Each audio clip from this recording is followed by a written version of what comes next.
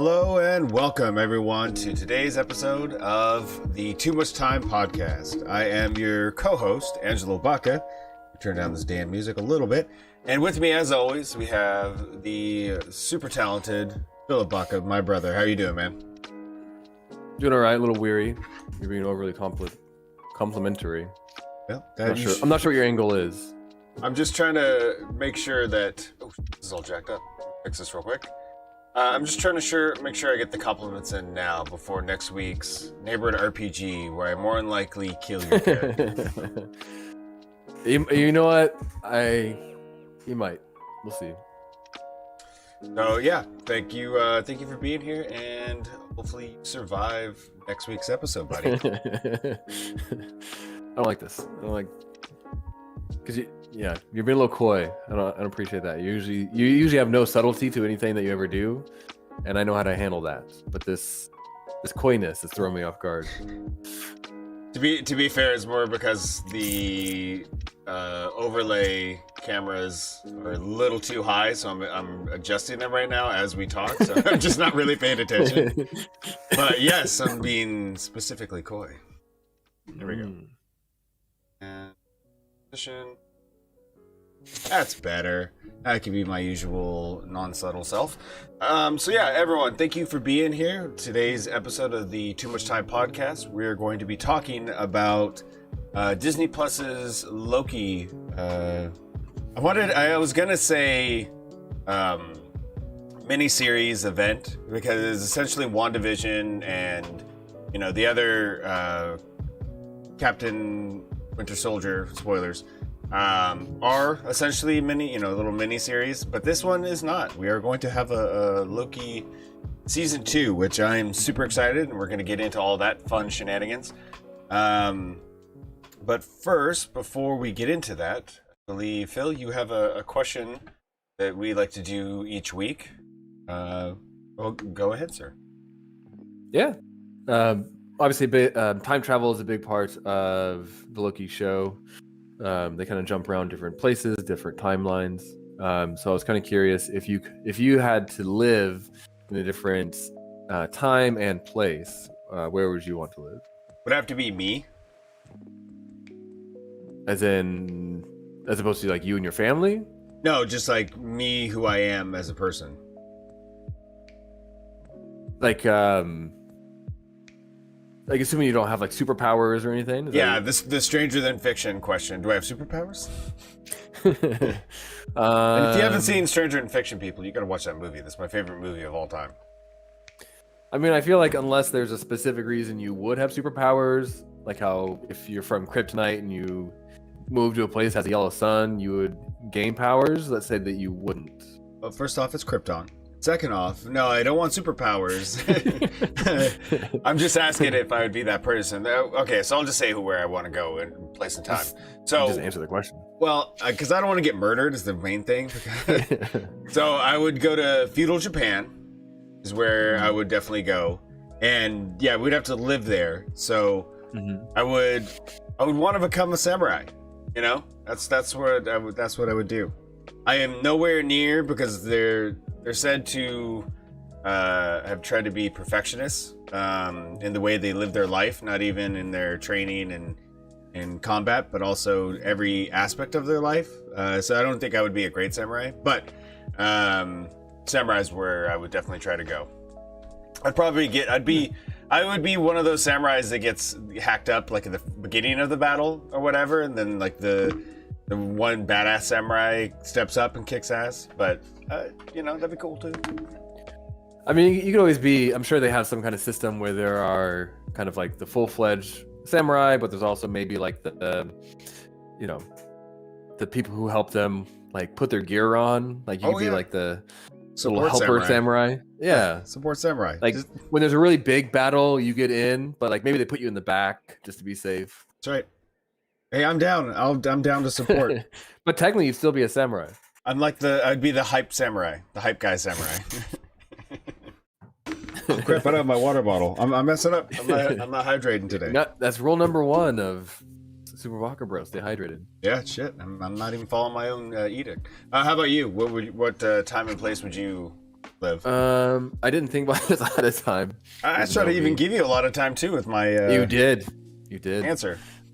I think for whatever reason, the one kind of time, because I mean, if we're being honest, like I don't want to go back in time because, disease and there's lots of bad things in the past, and even as a white person, just imagine like a white male, like it's much worse for everyone else. Yeah. But I've always been really fascinated with like ancient Egypt or Greece. Sorry, ancient Greece. Yeah, those like, are definitely two different places. Very different. Yeah, I really liked when like in school when we studied it. I kind of took it outside of school even and like kind of delve into it further. The idea of maybe just being like a philosopher or something, to kind of, sitting under a tree and just contemplating the meaning of life. I remember that phase of your life. I remember we took a trip to Eureka and you were all about that, like talking about the different I don't know, things of, I don't remember shit from my childhood, so I don't even know why I just said that, but I do remember the fact that when we were driving to Eureka, you were talking about ancient Greece, and now I'm going to stop embarrassing myself. So, that'd be really cool. Yeah, maybe an author, I don't know, something like that. Why not artist? I don't get that. Like, you go straight to, like, philosopher or whatever. Maybe you could have been, like, an amazing Greek artist. Yeah, I guess mentioning those other things, ancient Greece is really well known for like, philosophers and, originating political ideas and writing. Wait a second. So we talk about the places and time that we want to go to, and I talk about how, I'd be a bit modest and I would be like a support samurai. You're talking what? You're going to be Socrates over here and shit? What are you talking about? I mean, I'll be his copy editor. Like, I don't mind. I'll take his stuff and just like, proofread it. I'm fine with that. Were they writing on paper back then, you think? I want to say yes, but I might be making myself look like an asshole. But yeah, I think so. Yeah, because it was like ancient. Yeah, there's ancient scrolls. So I would have to. But yeah, I can see that. I'll give that to you. You could be the copy editor. Yeah. It'll be like on the side, I'll be writing like little short stories or something. Then I'll give them to him, like, hey, I wrote this. Can you think maybe check it out? Tell me what you think. He's like, oh yeah, sure. And he'll never read it. I'll never bring it back up again. Or he'll take it and say that it's his. Yeah, and I'll proofread his version of it. Yep. As long as it gets out there, that's all that really matters. Hey, that's what matters. So yeah, that's actually a really interesting question. I'm glad we brought that up. Before we get into today's episode, I like to pat in the back. Yeah, a little pat in the back, like I'd be good job, us support samurai, and you'd be a copy editor for ancient Greece. So I like that. Before we get into today's episode, just want to plug our old good buddy Eddie Martinez. I'm wearing an Eddie Martinez original right now. Got this a few months back with a nice little care package of really cool socks. I got like this Wonder Woman knee-high socks that one day I will wear at playing soccer or something. I don't know. But Eddie Martinez, if you're watching, buddy, we love you. I know it's kind of one of our recurring jokes, but he really should probably start his own clothing company. Something. I mean, between that and comic books, I have a decent amount of comic books over here that are actually from him. He's just like, you got to read this comic book. I'm like, damn, okay. And it not even like him let me borrow it. Like, it turns out to him just giving it to me. Not immediately, but eventually he's like, nah, I just got another one. It could be like a curated thrift store almost. Like, it's just him taking, like old shirts or comics or things that he has and kind of like picking and choosing kind of who they go to. What was that Parks and Rec, Tom Haverty's like clothing store? You could like rent clothing. Yeah. Like essentially it'd be that. Yeah. Shit, Eddie, you might got something there, bro. We gotta get this going, man. If you're watching, Eddie Martinez, what are you doing? What are you doing with your life? Yeah. Also, today is the Sounders game day. I'm rocking my Sounders mug. So, also Sounders and US as well. Yeah, I feel bad. Oh no, I have a cup. There you go. A little clink. Little. Clink. Don't get it on your computer there. Just get on the keyboard. So yeah, that is our intro to the show, and we're gonna get into the actual meat of what we're gonna be talking about. Are you ready, Phil? Yeah. Okay.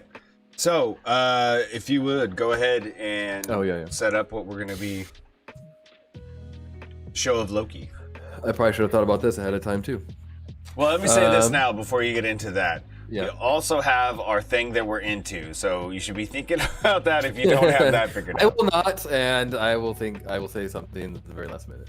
Fair enough. At least you're consistent with that. I appreciate it. I know we joke about you not having a memory because of your past recreational activities, but what are you talking about? I don't exactly. I really don't have a memory. Yeah. That's pretty bad. I like to say that it's just because I'm so in the moment. My brain just kind of focuses on whatever is in front of me. But really, I'm probably just early, dementia or Alzheimer's. So yes. So we're talking about the Loki Disney Plus series this week. We'll get a little bit backstory. Obviously, we're going to be talking a lot of spoilers, but the idea of the show is that in Endgame, they introduced time travel to the MCU, and the show is about a version of Loki who gets the Tesseract and kind of travels out of his own timeline. So the character that we're starting with in this show is the same Loki that kind of lost to the Avengers in the original Avengers movie. So still very much a villain, has not gone through any of the kind of character development that we had seen in later shows. And so it kind of starts off this show at that point. Which, when we get into this, is going to be something I definitely want to talk about because of those character developments that Loki goes through in the other movies are so well done that it's almost a travesty that he's not going to go through that. But the way they handled it was very brilliant as well. So the show starts, obviously he's in a different timeline, and the TVA, the Time Variance Authority shows up almost, it's like not even a couple of minutes after he jumps into a different timeline. And they show up almost immediately as if it's the LAPD of the timeline. And he gets jacked up pretty quickly and arrested, brought into the headquarters, and Lightning McQueen, Owen Wilson, very quickly lets him know that the TVA is actually the strongest, force in the universe, and Loki has to come to terms with that, and that's basically the setup of the show and what he has to go through. His own limit of power and his ultimate need for power itself at the same time. So, basic synopsis of the show. And if you want, go ahead, Phil. Just give a quick little review of how you felt about it. So I liked it. I think, obviously we probably care way too much about this stuff. And I think we're in a much better place than we have been in the past. But I think the caveat always coming into these is that, I love all this stuff. Maybe way too much. Even if we kind of talk about certain things that maybe could have been a little bit different or better, I would say that I probably enjoyed this the most out of the all three of the Marvel Disney Plus shows. Yeah, same here. I think this is probably more what I was hoping these shows were going to be than the other two that they had. It was. You talked a moment ago about how he'd gone through a character arc in some of the movies and had really gone from this very much evil character to someone who we were much more sympathetic for, and he didn't get to experience that because he moved from his timeline. But the character arc he goes through in this one show is so much more deep and satisfying than the one he had experienced through the movies. That in of itself just makes the show just infinitely pun intended, enjoyable. I like that. That's really very Socrates of you. I don't think that's the right way to say it, but get some water. You got to stay hydrated. I'm not even. Stay hydrated. Yeah, I don't even have water, and I'm not coughing. Getting choked up. Yeah. Yeah, I totally agree with you. It's interesting because those events happen in the different movies, and in the show, Loki essentially, like, a video time at school or whatever, and they bring out the rolling TV. He gets a recap of how his life. Man, I was so excited anytime the teacher pulled out that TV. So excited. My God. I remember seeing one of the kids pushing the cart around in the hallway. Thinking is that for us? Like, where are you going? Are you coming to me? Yeah. Is that for us, you son of a bitch? So yeah, Loki gets the highlights of how his life was going to pan out after the events of the Avengers, and his talk with his mom, and the death of his dad, realizing his dad definitely did what he didn't consider to be his dad, Odin, but realizing that Odin really did care for him, and then the true friendship of him and Thor at the end of Thor Ragnarok, and then ultimately, finally, his death at the purple menace of Thanos.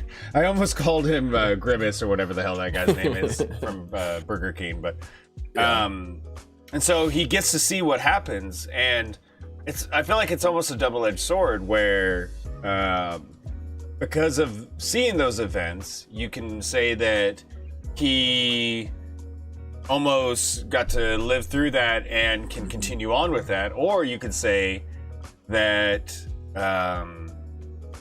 that could be motivation for him to try to reconcile with who he truly is, whether it really is him trying to, or just him doing absolutely the exact opposite of that, so he doesn't end up that way. Because there's a lot of people that say that his motives are not true. Him really caring for other people and that sort of thing. And maybe that's the case, but either way, it's still an interesting take on it, because he saw how he died, and it seemed genuine how he cared about Sylvie, Lady Loki, for people who haven't seen it, and Mobius, Lightning McQueen.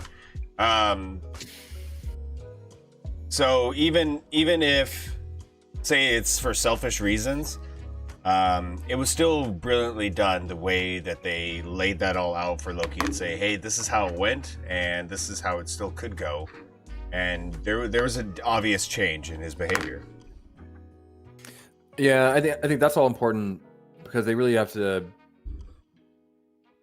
you really have to kind of do quite a bit in that first episode to kind of get him to a place where we don't see him as a villain quite as much, but also where you feel like he would maybe kind of participate with the TVA to some degree. And I think that, all the things you mentioned are, important parts of that. I think part of the character arc for him too in that moment is also the feeling of kind of helplessness. Yeah. They go as far as to characterize the Infinity Stones as paperweights. And so if he's Loki, he's a agent of change, of chaos, and all these things he's done have been an attempt to kind of address these kind of issues he has with feeling less than Thor and not feeling loved by his parents. And I think that's a big part of him getting to a point where he accepts like I don't like hurting people. I'm just trying to do what I need to do. Is being in a place where he feels like I'm powerless. All of these things I've done, all these people I've hurt, it's all been for nothing. And now I'm at a point in my life where I have no power. I kind of give up. Very true. And the way they did it was awesome. So delving into the story a bit more in detail, you have the Mobius character. Actually, let's go into characters real quick. Well, actually, maybe we can start with the expectations. Sure. Go ahead. That might be a good place, kind of coming into the show, kind of what we were thinking. Want me to go? Or? Yeah. So coming into this, what were your expectations as far as what you wanted to happen and what you thought would happen? So I think the biggest thing, and I keep thinking about this a lot lately, is, you know, Marvel had their event where they laid out the next movies, TV shows, the names of them, and that sort of thing a while back. And they immediately, the one thing that got my attention, besides, say, Loki and other stuff, was Doctor Strange's new movie, which is Doctor Strange Multiverse of Madness. And I keep thinking about what that did to set up for a show like Loki, the expectations of, okay, well, more likely, you know, this is either like full on directly or indirectly is probably going to help set up Multiverse of Madness. And I wonder how much differently we would have taken the show Loki if they had just named Doctor Strange's movie something different, and then, you know, not even change the name, but just you realize that, oh, that's what's going to happen once you go to see Doctor Strange. So my expectations were kind of already set on a railroad path, if you will, because of that sort of, no, it's a railroad path. I'm fucking changing names of shit now. All right. Do you? Like a 2-year-old. Got my railroad path. So, I mean, in that aspect, it was kind of predetermined of how I was going to think about those expectations. But at the same time, the character interaction, you know, I was really hoping for some deep and meaningful interactions with the different characters, especially Mobius. You know, it's tough because there's so many good actors and actresses that get brought into the Marvel Cinematic Universe, and they do a good job, and I really appreciate them. But it's not like, wow, I absolutely love that. That was amazing, you know, like in a more than just action flashiness sort of realm. So to see Owen Wilson, who's one of my favorite actors, come in and have a really good character and also some really great acting by him was great. So that and other characters, how well they did, how well they interacted with each other, those were my expectations, what the show could be. Well, and I think, you know, you can't talk about these things without just talking about the greater MCU. And I think that, you know, for a lot of MCU fans, especially like there's this one kind of YouTube guy who calls them the Sweaties, which are basically like the you know, the hardcore kind of crazy MCU fans, or just nerd fans in general. Yeah, you know, we'd probably have to consider ourselves in it. I'm sweating right now, I'll tell you that much. But you know, like there's literally been 23 movies, you know, multiple TV shows that have all built up to this.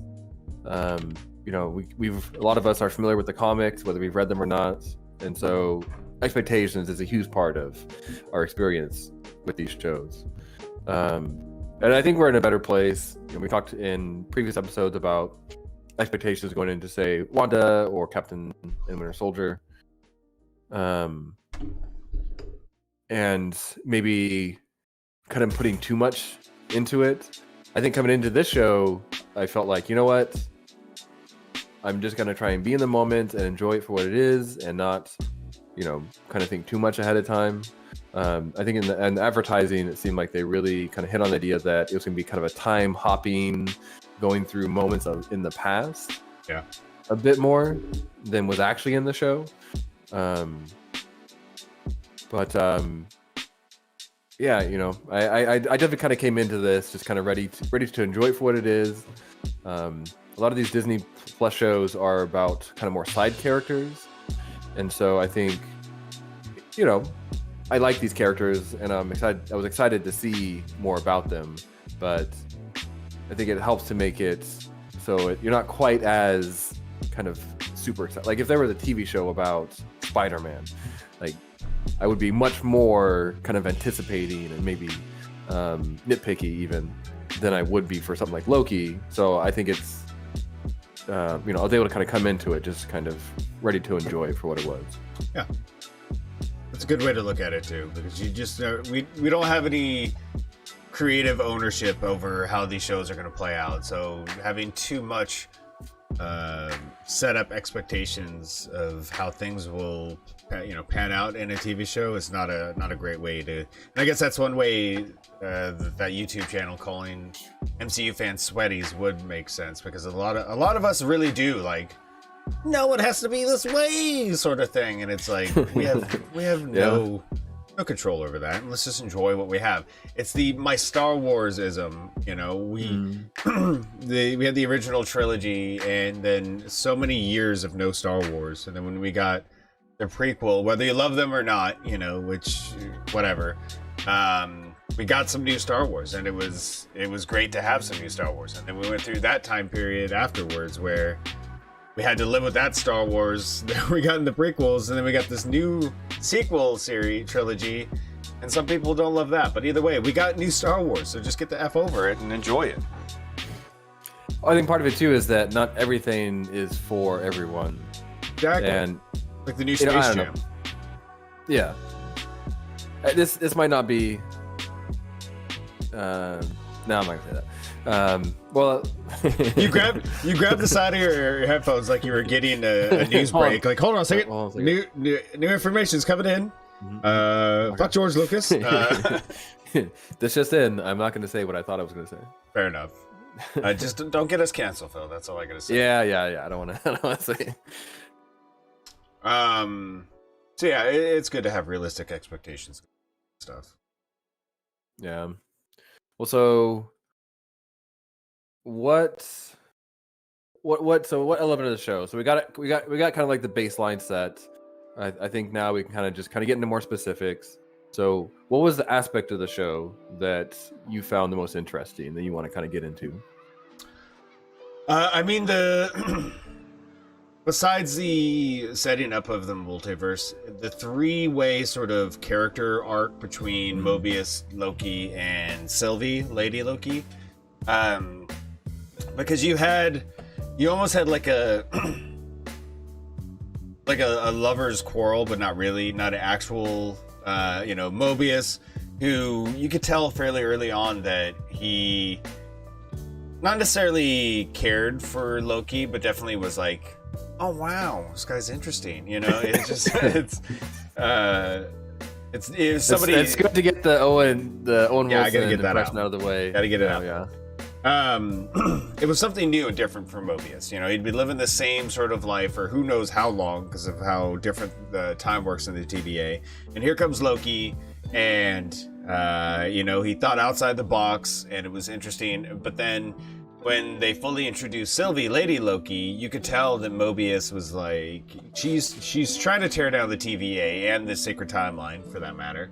But not only that, but take Loki away from, not Mobius, because he didn't like, oh, I need Loki in my life, but just the difference, the change of having somebody like that Loki interacted with Mobius. So it was this weird sort of like thin line between the three of them that I was really interested to see how it all played out and everything. And they did a very good job. And if they don't give my man Owen Wilson a jet ski in season 2, I'm gonna lose my mind.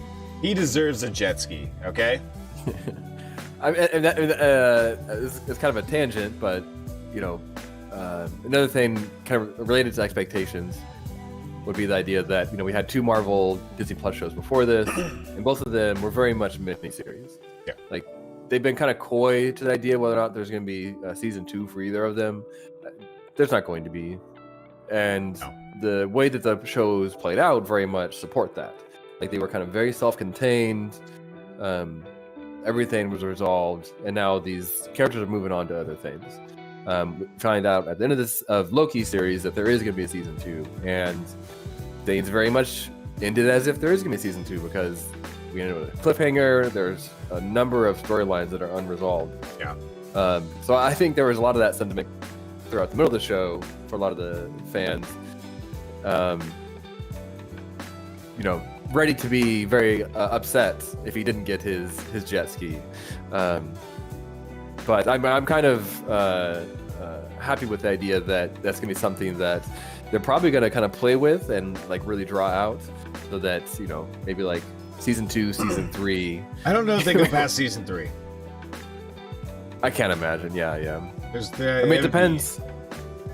Well, this whole show plays into the larger MCU storyline, which it seems like for kind of Phase 4.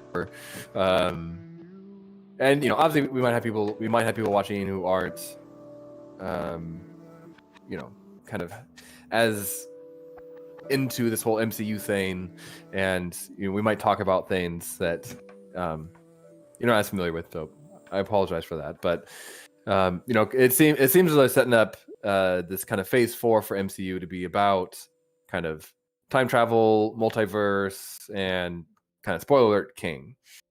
And obviously the TVA is kind of part of that. So it seems like you couldn't do a Loki TV show past the conclusion of that kind of multiverse storyline. Yeah. It's interesting because, the way the TVA is in the comics compared to the way they unveiled the TVA in this, I thought was a very brilliant setup, because it's, the biggest hang up with these Marvel TV shows is so much of the stuff, like your Mephisto or whatever, like it would be almost out of the blue to just be, here's this and here's this, and people who are not in the know of the comics go, what the hell is this? And who the hell is that? But the way they kind of, still had the timekeepers and say, like, this is set it up, and they're the ones that were trying to protect the sacred timeline. And the way they flipped it at the end, where they revealed that, Kang is actually the one who's used the name of the timekeepers and is trying to keep the sacred timeline. I thought it was a brilliant take on it. And it's hard because, it's 6 episodes? 8 episodes?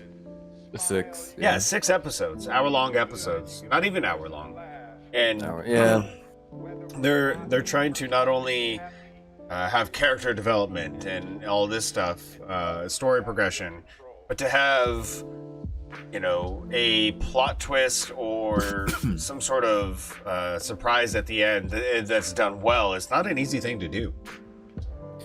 This isn't obviously about Loki, and this is a hill I will die on. But I was just about this the other day. You could so easily have inserted Mephisto into WandaVision, and you could have kept the story basically exactly the same and done it in a way where people who aren't familiar with him would have understood it, because ultimately he's the devil. He's the MCU. He's the Marvel version of the devil, and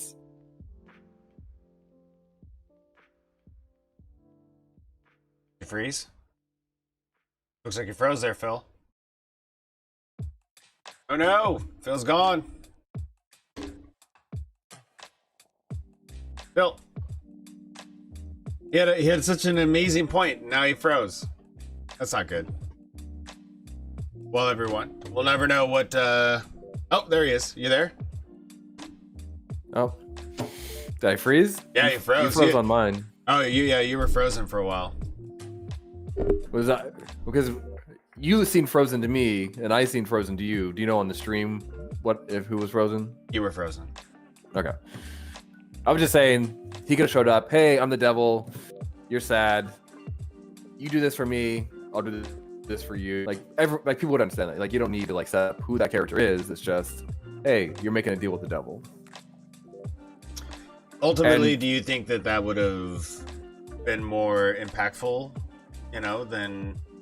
Yes, because ultimately everything could have played out basically the same. The devil wouldn't have had to have set up that world. Like, it could have been her doing everything, like controlling the people, And wow, Agatha, she could have been there just as like a lackey for Mephisto. So, or even keep it the same, where she just like she saw that magic and had to show up, and was trying to like subvert and trying to get that before Mephisto could, maybe, I mean, the whole like take her power thing. I wasn't a big fan of that. And I mean, it's kind of a tangent, but you could have ended the show without her having to beat Mephisto. She could have still beaten Agatha, and kind of won. And the whole point would have been that she created this world as part of her bargain for the devil, and she still has to make the decision to destroy that world, and in doing so, lose the thing that she wanted the most. Yeah. Which is the important kind of conclusion of the story. And then Mephisto's just like, shit, all right. He just has to go away. So then let me ask you this, going into the future, we now have the King the Conqueror as the big bad coming up.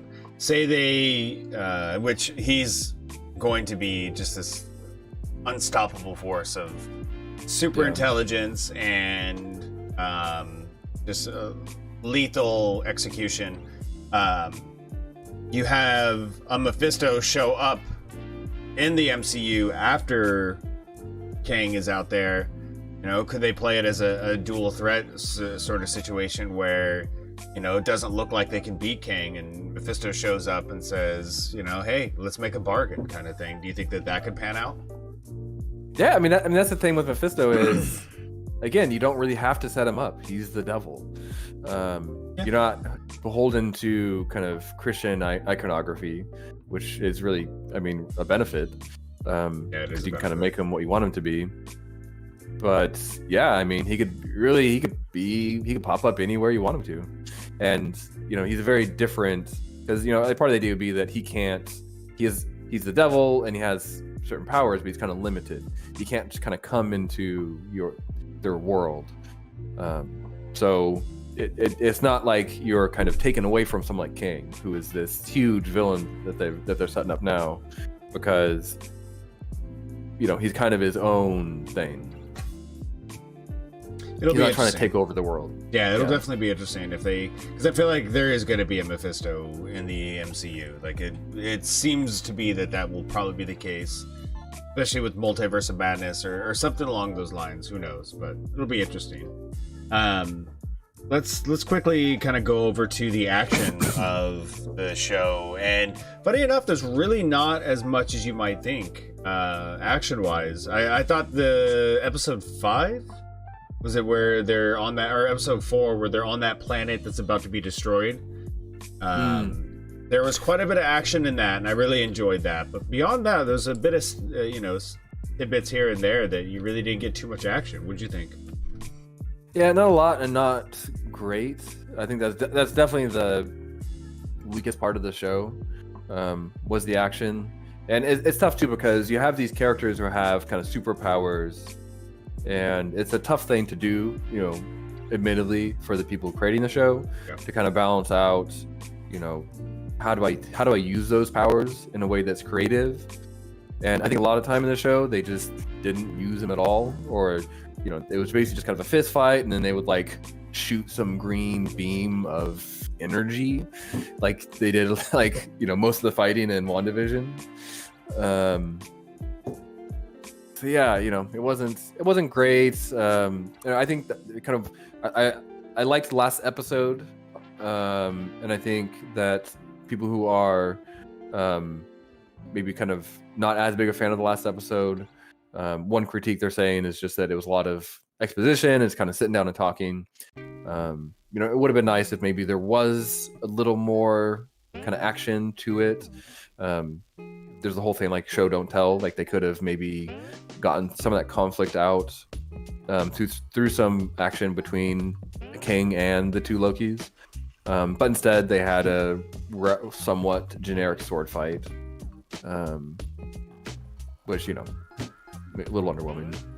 Yeah, I feel like, and not to defend it, but I think their probable reason for doing that is they tried to set up fairly early on in the elevator and afterwards that Kang's technology and intelligence wouldn't allow them to have any sort of real conflict or fight against them. And I mean, that's really kind of lazy storytelling, if anything. But Yeah.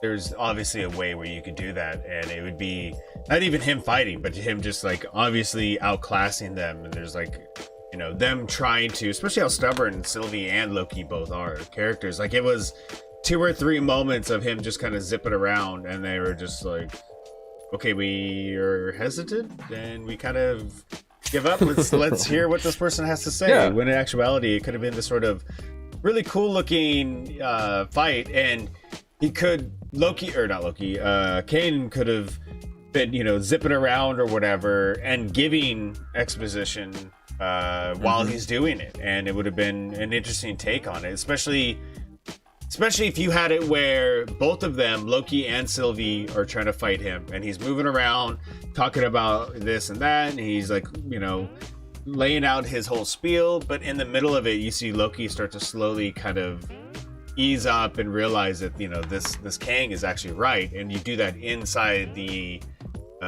fight itself. Would have been a brilliant way to show that. Instead it was, you know, a conversation. And I have to say this, I know you're a big fan of The Matrix. Obviously a lot of people refer to it as the ending of Matrix Reloaded, where a dude in the white suit, I don't even remember who his name was or whatever, and he's Colonel just Sanders. Yeah, Colonel Sanders just giving exposition just like for hours upon hours, it seemed like. I definitely enjoyed Kane's version of that way more than what they did. But it's still, having said that, you know, you could have done a way more high intense version of that with some sort of a fight scene. Obviously, this guy is like the Stephen Urkel version of Kang the Conqueror, you know, and we're gonna get this like martial law version of the true Kang in the upcoming show and or movies. But you know, he's still more likely a pretty big badass. He obviously outsmarted all the other Kangs to get to that point, to make the TVA and everything. So yeah, ain't no joke. Well, that would have been another benefit of doing something like that, is that you could have better kind of introduced that character, because again, this is going to be the Thanos going forward more than likely, and so you could have really have established why he's such a big bad, or even, you know, with the in that scene with the 3 of them together, you could have had Sylvie kind of earlier on decided, I'm gonna kill this guy, and she kind of goes for him, in not just in the elevator, but in the actual room. Obviously, you can have a much more elaborate kind of scene of her fighting him, and maybe she starts to anticipate where he's going to be, and she like moves stuff around. Yeah. But then you could also have Loki stopping her. So, you know, maybe it's kind of a 3-way fight with King kind of dodging Sylvie trying to get him, and Loki trying to stop her from killing him. You know, you could even have a moment where he's kind of Kang's kind of standing, and Sylvie goes to strike him, and he purposely doesn't move, or move away, and Loki comes in, like, you know, stops her with his sword at the last second, and he could, you know, even kind of put his head to the side and be like, I knew that was going to happen. Yeah, because he says that he knows what's going to happen up to a certain point, and that moment where it's up to that certain point and he doesn't know what's going to happen, that was a really good moment. That was a super good moment. I thought they did that very well, where he's looking around and he's just like, oh shit, we're at that moment where who knows how this is all going to go down, you know? And you felt the gravity of it. So how'd you feel about Kang? So, you know, it's tough. I don't want to get too locked into Kang. I think the show itself and everything goes on with Loki was really satisfying, really interesting. You know, Kang is kind of its own thing, and I think in the show it was interesting, but also it's hard not to kind of speculate, talk about that some more. Maybe we can kind of hold off, because I think, you know, later on we might talk about kind of what comes next. Maybe we can kind of save him entirely for that part of the section, and basically that's all we're going to talk about, is kind of season 2 of Loki and Kang. Sorry, what's the question? I'm sorry. No, I'm just saying maybe we can kind of, it's more of a mid-air kind of production meeting. Because my impulse is to kind of get into Kang a bit more. But I want to make sure we get into a lot of the other stuff. Sure. I mean, how do you feel about the relationship between Sylvie and Loki? I felt like the romantic version of that. Like, hey, I know what they were trying to do there. I thought they could have had a platonic relationship and still had. Are you frozen again? Frozen again. It's not good. Wait, there we go. Are you there? You there, Phil? Yeah. That's weird. You were frozen for a second. Yeah. I didn't hear what you said. Oh, the whole romantic side of the relationship. I think they did an okay job with that. I think they could have done a platonic version of that relationship and still had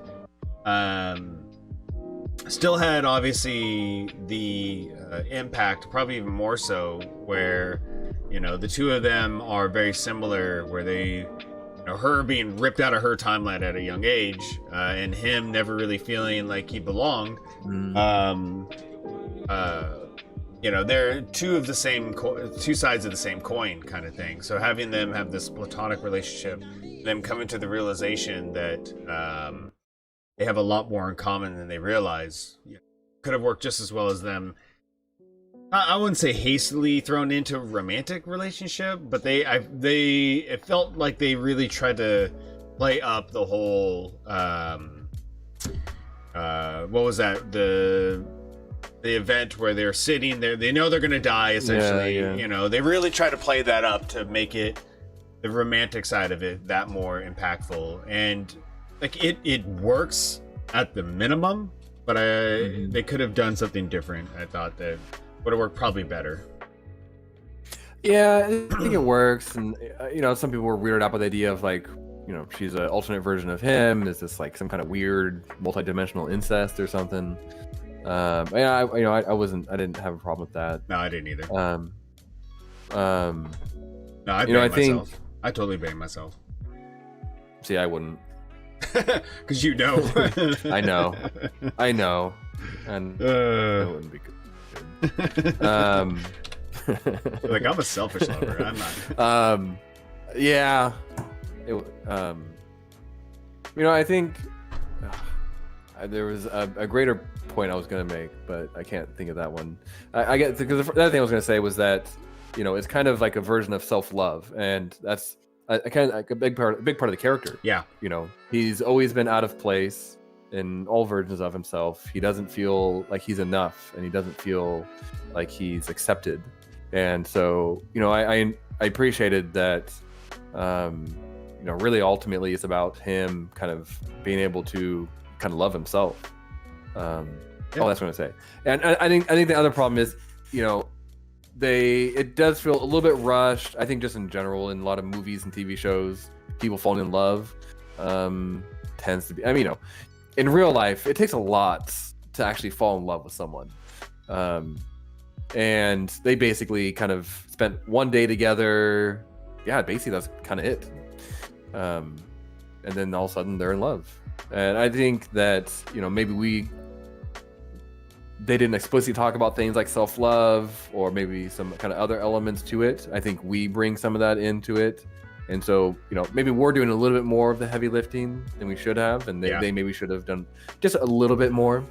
But ultimately, I think still, it works, and I kind of appreciated that they went there, because it would have worked if it was platonic, but good for him.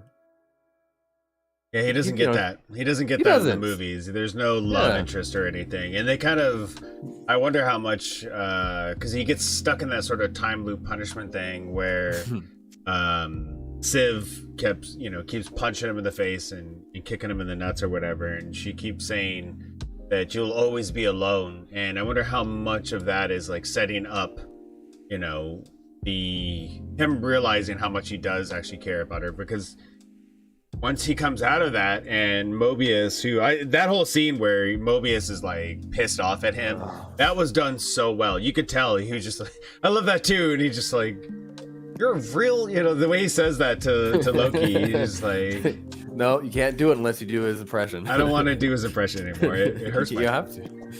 The way that he did that, like you could tell Mobius was hurt. He just It's so. Anytime I hear him, I keep thinking of Royal Tenenbaums or whatever, and he's just like talking about the Colonel Custard or whatever book. History says that he died. Maybe he did. I mean, I think. Just kind of think about it now too. I guess that's maybe kind of a through line, whether it's kind of purposeful or not. But you find out that all of the people who work for the TVA are variants, and obviously, we've talked about the idea of Loki even before he became a variant. Is his whole story is about kind of feeling like he doesn't belong. Yeah. Ultimately, all the variants don't belong, and they're kind of told explicitly that they're not valid. Like they shouldn't exist. And I think that kind of plays out in the storyline to a large degree with the kind of character arcs that for a lot of them, it's about characters who don't feel like they're valid and they deserve to exist, kind of just struggling to find a place for themselves. Yeah, I agree. And in that aspect, I thought they did a very good job because it plays to the strengths of the character of Loki himself. Mm-hmm. So that was super smart. Just the relationship of Sylvie and Loki, they could have definitely done a stronger. Well, that's the thing too, though. You got 6 episodes. You're trying to do so much. Yeah. Really set yourself up. They could have trimmed some stuff down. There's so much fan service in the 5th episode that you probably could have trimmed that down. Although seeing the Thanos copter is so amazing, and Throg trying to jump up and get the hammer. It was Chris Hemsworth too. Oh, making the noise. Yeah, they recorded him doing dialogue. Like if you actually go back and listen to it too, he's actually like I can't remember exactly what he says, but he does like talk like, "Oh, come here," like he's actually kind of talking while he's going for it. They just like changed his voice. Not really. You sure? Because it doesn't sound like it sounds like a high pitched version of. When I watched it knowing it was him, it sounded very much just like him, but. I have to go back and watch it again. I've seen it twice, so yeah. Actually, no, that one episode we went through like 3 times because I watched it with Brittany.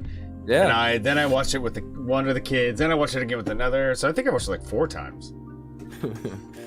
I appreciate that too. I think that's maybe something that I've wanted more in some of these shows is, like you don't have to go too far. Like they literally just had like the head of the Living Tribunal. It's not him. It's a statue.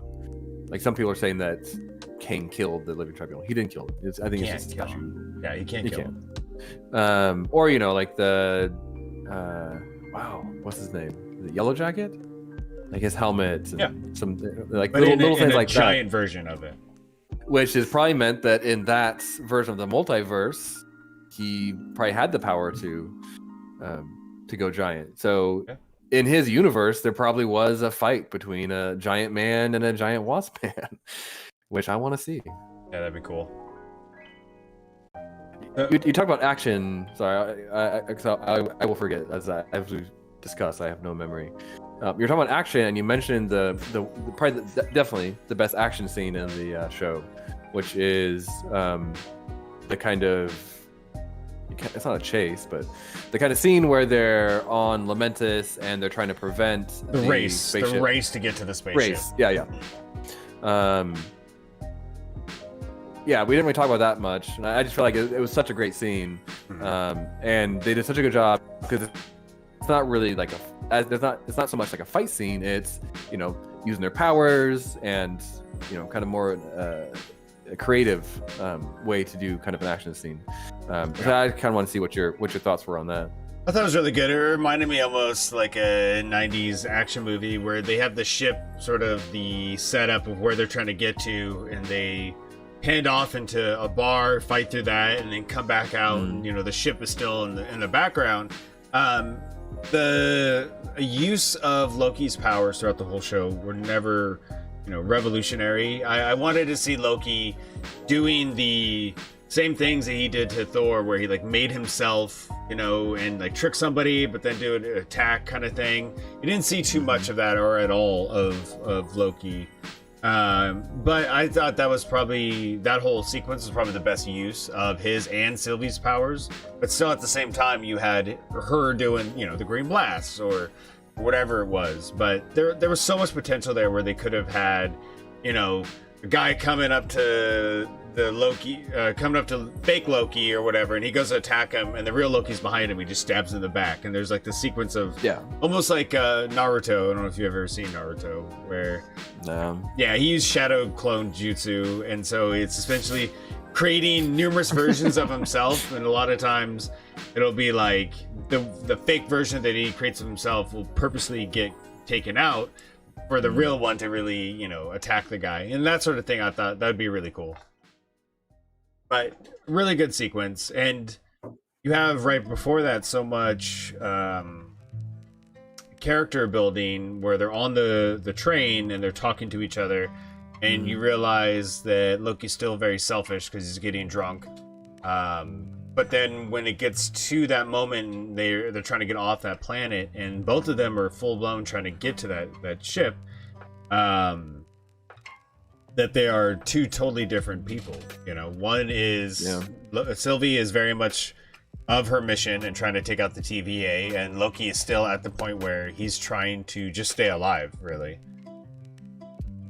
So still very selfish. Yeah, and it's tough because they could have even more so played into the story of that through the action, through the fighting, where maybe he's still trying to Loki's still trying to screw over Sylvie, and during the fight scene throw somebody into her or something along those lines, or just to play with it a little bit, even if he's not intentionally trying to take her out, but just to mess with her. I think a lot of times you just need moments, because it's easy to kind of look at something after the fact and critique it, and the show is amazing. I loved it. Which I kind of mentioned that earlier. Obviously we're talking about things that we wish were maybe a little different or could have been better, but the caveat through all this is that we love the show. But you just need little moments. He's a selfish person, and so if you had a moment early in the show where you kind of give him an option, he gets to make a choice to either be selfish or not be selfish, and he chooses to be selfish. And then later on, as you're kind of showing the character development, you give him the same choice. It doesn't have to be exact same choice, but again, he can in that moment choose to be selfish or to not be selfish, and he chooses to not be selfish. Rather than having a lot of sitting down and just kind of exposition and talking, just a little bit more of that I think would have helped, just to kind of show us instead of telling us. And part of that must lead back to the fact that it's only 6 episodes and trying to do so many different things. But either way, like you said, we definitely appreciate what we got, because it was a good show. Having said that, is there anything else that you want to delve into? I mean, we didn't talk too much about all the different characters. You got Mobius, Loki, and Sylvie. There's also Renslayer, who is essentially the authority of the TVA through the majority of the series up until the last episode. And I thought her character was done very well. They had a lot of moments where it was setting up some interesting interaction between her and Mobius. I also thought that the way the actress herself portrayed herself, kind of a little vulnerable with Mobius, especially when they thought they got the Loki variants and they were having their drink, and you could tell she was a bit more light of heart and the way she was saying things, and come on, only one drink and that sort of thing. I thought they did a really good job with that, so much so that when you got the revelation that she's not obviously a good person, in the story. So much so where she just stands there when Mobius gets pruned, I guess is the way you call it. It had a hit effect. When Mobius got pruned, that was rough for me. Knowing that obviously probably wasn't gone, but it just, yeah, I just was not happy about it. I mean, I think it. Oh, You're back. I see you. I'm back. Okay. Yeah, I mean, I think in that moment, it was fair to assume he was. Oh, it's lagging.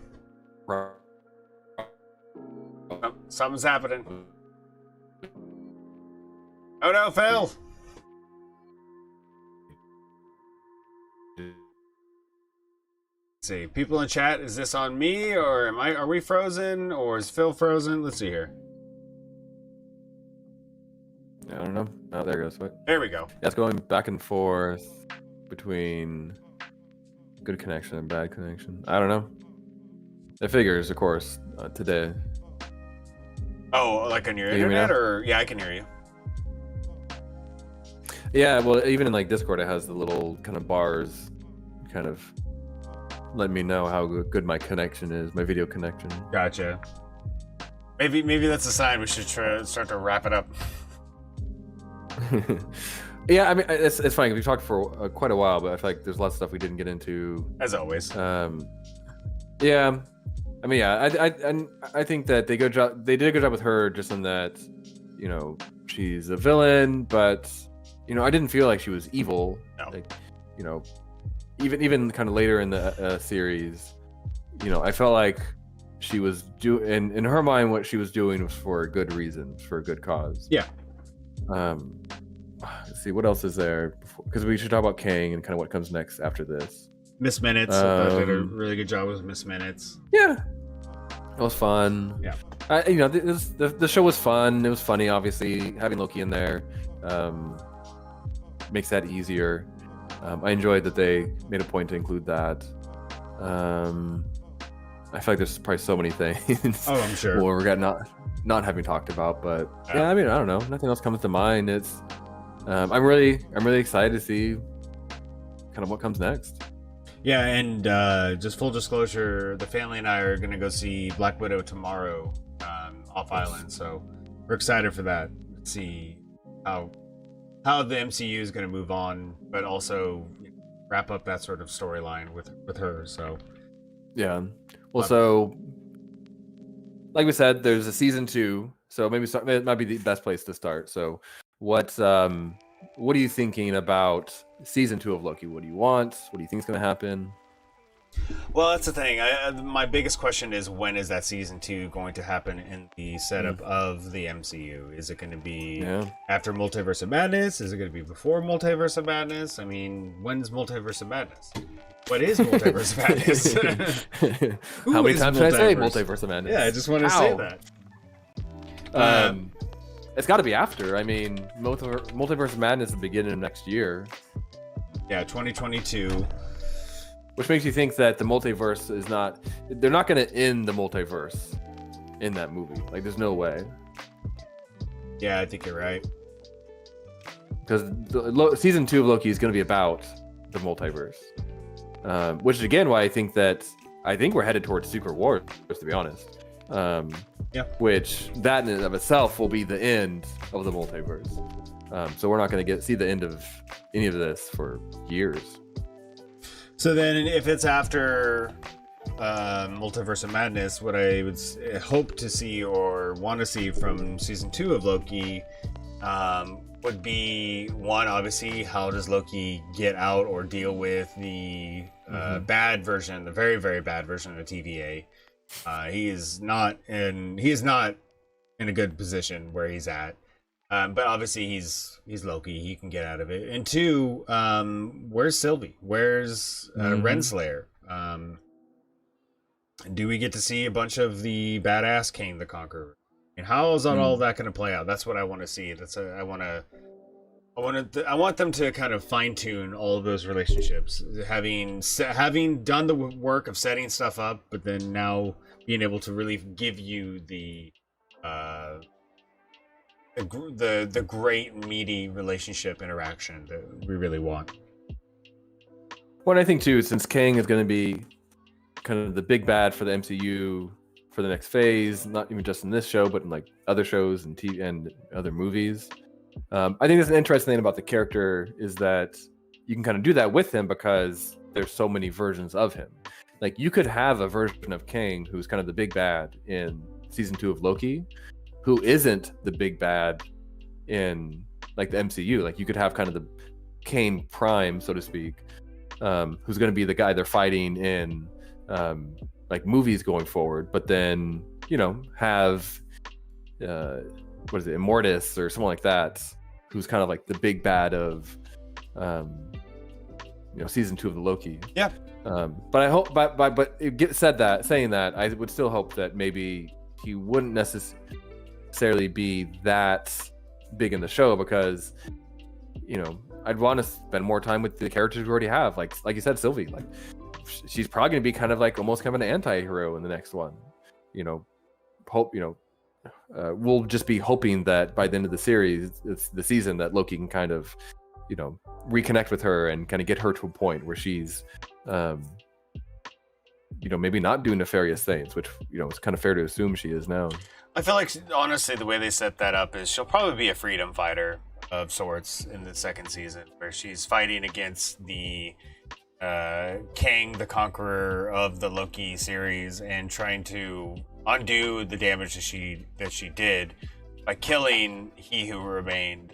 Even though I'm glad that she did that. Obviously, you needed to have that. So it'll be interesting to see how they play that off, because she could just like fade into obscurity really if she wanted to, with the power that she had at the end of it.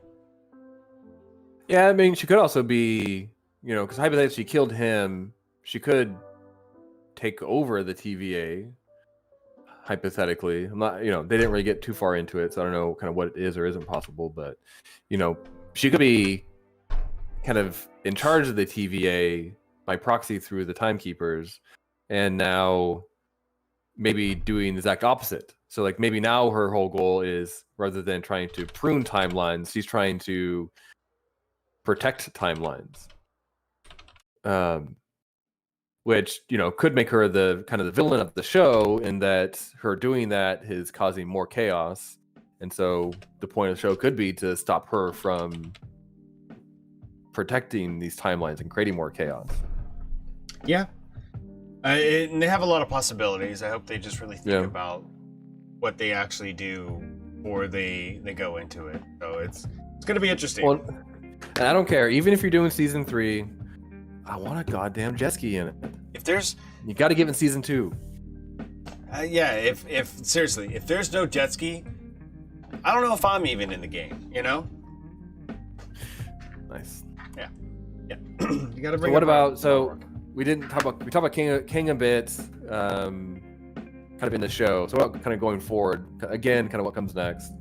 So, how are you feeling about kind of King and the multiverse and all that? I'm feeling really good. I mean, there's a lot that they have: Secret Invasion, Secret Wars. I think there's a lot that they can play off of that have nothing to do with Kang, and that's exciting, because even after the first Avengers movie, and you got that Easter egg at the end of it where they show Thanos. You just knew that every single like special extra thing was leading toward that. Whereas this now, it's obviously ultimately there's going to be some huge interaction between Kang or whatever the true next big bad is, but they have so much extra things going on where it's not just that. Not every Easter egg is going to be Kang going, I guess I'll do it myself, or whatever. It could be so many different. They could introduce the Beholder, and it'd be like, holy shit, that'd be amazing. Or they could do all kinds of different things, and it could be its own oh shit moment that you really didn't get with the Thanos stages of the MCU. So I'm excited for it. I'm super excited to see what they do with this. I guess that's kind of nice about Kang too, is you have so many different versions of him, and because to a large degree, all time exists concurrently. Yeah. You could introduce kind of Kang the Conqueror, Iron Lad, like all these different versions of Kang from completely different times, all at the same time. Like they could all exist. Even like a little kid version of Kang can be there at the same time as, kind of Kang the Conqueror, which just really gives them a lot of flexibility to do kind of whatever they want. Yeah, and on top of that, we haven't even brought in the mutants, or haven't even brought in Fantastic Four, or all of that. Especially we talked about Kane and Nathaniel Richards. There's a lot going on, and I hope they navigate it in a thought out plan sort of scenario, not like the sequel trilogy of the Star Wars universe, where it was haphazardly laid out in a weird sort of directors fighting against each other sort of way. It's thunder. I like all the shade you're throwing at Star Wars in this Loki episode. Couple quick questions. Sure. So one thing people were talking about is Loki at the end of the show. He's in kind of this version of the TVA. Yeah, and he was like crying too. Like he was legitimately upset. Tom Hiddleston was amazing in the show. Just the hair flips alone, right? Next level. It's next level hair flips. Like I don't have hair anymore, but if I did, it would give me something to aspire to. Exactly. What's your thoughts on where he's at? People are talking about it's like a alternate version. Like people are talking like maybe they changed the timeline. Like what's your thought on that? I mean, definitely alternate version for sure. He's, I think, progressed further than even the Thor Ragnarok Loki at this point, as far as who he is as a good guy / bad guy type of character. Yeah. I think he truly realizes the actions that he has done and the effects of it, so much more so than just him trying to take over Earth and Avengers. So it'll be really interesting to see how this plays out. Yeah. What about you? Yeah, I mean, I guess that's part of the benefit of kind of having timelines run concurrently is that, because hypothetically the TVA exists outside of time and space. So there was only one, but,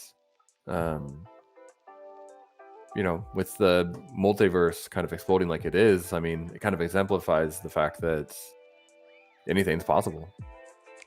Like, there isn't anything that could happen, and that's they couldn't kind of work into the storyline and make complete sense.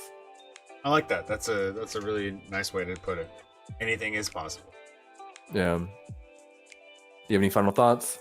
Final thoughts. I thought probably the best show out of the MCU, Disney Plus. Even though I enjoyed the other ones a lot, not to say anything negative against them. And definitely not to say that this show was perfect in its execution. Definitely, things it could have done better. But overall, probably the best streamlined show of the Disney Plus new lineup. I also am probably most excited after watching this show compared to the other ones. I'm very excited for the Captain America 4 movie. I think that's going to be amazing, especially who they got to be the director. So it's that's saying a lot, but Loki has set up so many more possibilities from the other shows. Sure. What about you? I mean, can I just say ditto? I guess. Yeah, if you want. Yeah, I mean, it was. I enjoyed it quite a bit. I think it's tough. Like we said before, it's tough not, especially kind of as MCU fans, and also kind of movie and story fans. Like we've done had our own small forays into kind of storytelling and movie making. Yeah. It's hard not to kind of critique or kind of think about what else they could have done. But yeah, it's it was very, very enjoyable. I was maybe not as excited, but probably of all the shows, is probably the one I was least excited about. Oh wow! Really? Yeah. Oh wow! You can't say wow anymore without saying wow. I know, I'm screwed. I almost did that in the Neighborhood RPG show the other day. I just like I meant to say just wow. A rule now. Yeah, I'm gonna do it just in my everyday life. But yeah, I really enjoyed it. I think, and maybe kind of coming into it with maybe not as high of expectation was a good thing too. I can kind of just be in the moment and just kind of be along for the ride. Especially the progression of WandaVision, like deep diving into every second of it compared to now. I think we're in a better mental state viewer-wise than where we... Because we really were. I mean, it was an obsession for a lot of us where we're like, oh, this and this and this and this. And then after that show was over, you realize, all right, we need to take a step back and just kind of enjoy what we got coming. Yeah. So yeah, I think, unless you have anything else you'd like to say, that's a good place to kind of put it. Yeah. You know, Loki, you all haven't seen that show and you're watching this. Spoilers. Oh, spoiler alert. Yeah, spoilers. Yeah. And thank you everyone for sitting here and listening to us rabble on about this. It's really honestly an amazing show that I think Tom Hiddleston should have some sort of nominations. All the Emmys. Yeah. From WandaVision got like what, 23? Wow, no, I didn't know that. I mean, what's his face? WandaVision got 23. Don Cheadle got a nomination for. Yeah. Fuck it, why not? Why not? Like 10 minutes. Well, because I should have got a damn nomination if that's the case. But they have an Emmy for that. They have an Emmy for, like guest star, basically. Is that what it was? Yeah. Okay. It wasn't like a full supporting actor. It was like, That was just supporting actor in a series or something. No. It's like guest star. Okay.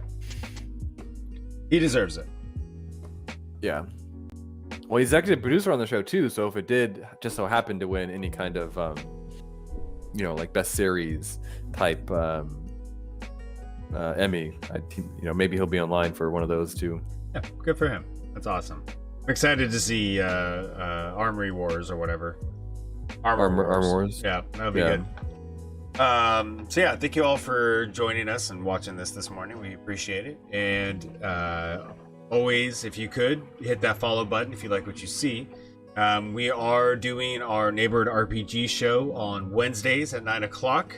The Magic Jewel Heist campaign that I've created is definitely heating up. It's getting real interesting. The Jewel Thief Hunters are out on the ocean being attacked by a Kraken right now. And they may or may not make it out alive. Especially considering the ship is not doing too well that they're on. So join us 9 o'clock Wednesday, Neighborhood RPG. And if you hit that follow button, you'll get the notification when we go live, because we are never exactly 9 o'clock. And also you can see the other streams that I do, whether playing video games or painting miniatures that I do for the stream. Got a lot going on, so hit that follow button. Bill, before we get out of here, we like to do our what we're into each week. What are you into? I think I've mentioned this a couple of times. Maybe I'm just not into that many different things, but I'm trying to get back into filmmaking. I bought some. I've always kind of approached it more from a story perspective. I'm not someone who's like super obsessed about cameras and that kind of thing, but I'm trying to learn more about it, kind of that aspect of it. So Nice. I bought a couple of lights, like real basic lights, and so I've been kind of experimenting with those, kind of shooting some stuff and trying out kind of different intensities and kind of seeing how it looks. So yeah, that's been fun. Oh yeah, that's awesome. Yeah. Mom's over here being producer. She actually in the chat said, "What are you into?" Like as if I think, like don't forget that part. And we appreciate that, Mom. You are honestly, because of you, you are an executive producer. Yeah. Because of the donations that you have contributed to, we are now multi-streaming on YouTube and Twitch because of you. So very much appreciate that. And it's the last stream that we did, Neighborhood RPG, saw quite a few people come in and watch, and I think that's a big part of it is the YouTube aspect. So we very much appreciate that. So thank you, Mom. And what I'm into, to be completely the other direction of what you talked about, is I've always enjoyed painting my fingernails, and lately I've been having the girls, especially Lillian, paint my fingernails. And most of the time growing up, it was just like painting my fingernails black, you know, just a like almost like the goth look. But lately I've been doing all kinds of different, you can't really see, these are like silver shimmery fingernails that I have painted right now. But Brittany and the girls got like some new kits and some new like tools and stuff for taking care of our nails, and I've just been kind of, I don't know, just kind of you know, messing around and seeing what I can do. And there's like magnetic fingernail polish, and it's really cool, and I really enjoy it, to be honest with you. It's the way that I've been able to express myself artistically with it has been nice. I like that a lot. I'm sorry, I'm laughing because you'd mentioned that you like done your nails black, and you didn't really have like it wasn't like really a goth thing. You just kind of been in black. But now I'm wishing you had gone through a goth phase. Yeah, I never did I? Well, because now I'm just imagining like, oh, like what would you look like? Like what's goth Angelo look like? That's a time variant that I would like to see. Well, now I'm kind of creating a project for myself, because now what I want to do is create a bunch of different time variants of you, like goth Angelo, punk Angelo, like, you know, maybe like redneck Angelo. Do the feudal Japan Angelo as well. Yeah. I got it. I got a new project for myself now. That'd be cool. I would love to see that. We posted on cartoons of yourself. The Super Baka Bros Facebook and Instagram, which for everyone out there, there is now a Super Baka Bros Facebook. I've just started it. I'm not a big Facebook person, but we are really trying to spread the word of Super Baka Bros and the content that we are creating. So the link to the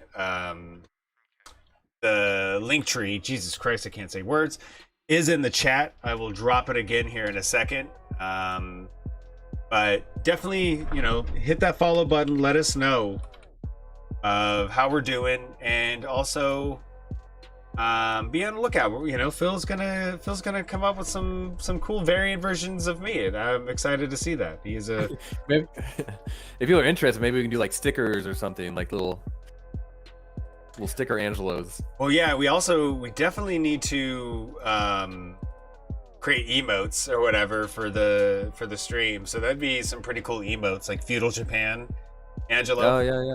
Wait, why is it me? What about you? Maybe you should get some, you know. I mean, the two people that I've drawn the most is probably you and me, so that'd probably be the easiest thing to do, would be to do cartoon versions of us. Yeah, let's do that. Or we can bring in Lamar, you know, Quentin even. That'd be really cool. All the different variants of all of us. And I just dropped the link tree of actually I just realized Facebook is not on that, but Discord, you're like, I'm done. You're just gonna walk away now, son of a bitch. Vacantly, hi, how's it going, Vacantly? Thank you for joining us. Appreciate you being here and talking in chat. I hope I said your name right. I am famously horrible at saying people's names, even people that I know. Word. So I'm pretty bad at that. Brutal Dan, if you're watching, I apologize.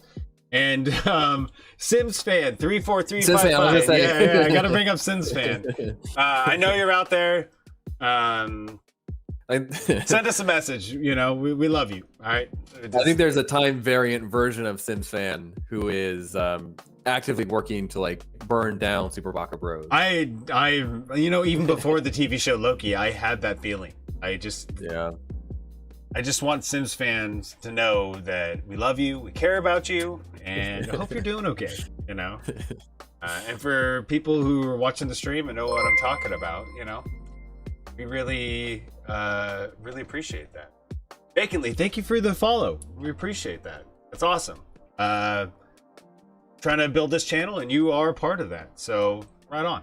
We You're gonna be the next person that I continuously thank, even when you're not watching the stream. So look forward to that, I guess. Maybe not. I don't know.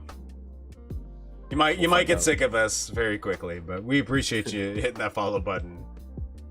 So yeah, I not to get the stream off right there because I felt like that was really nice. I think we're done with that. Yeah, we're probably done.